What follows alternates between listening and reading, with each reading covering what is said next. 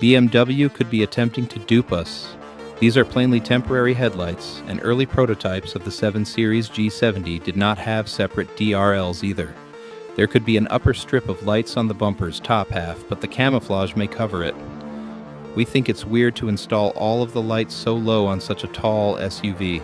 That would undoubtedly appear weird.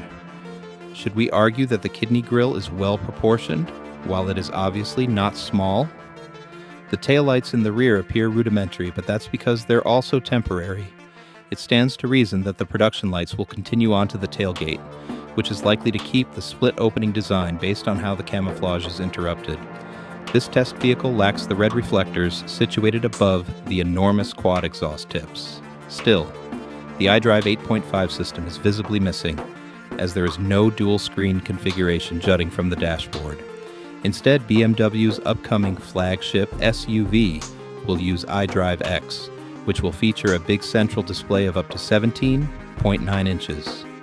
The 3-row behemoth will replace the standard digital instrument cluster with Panoramic Vision.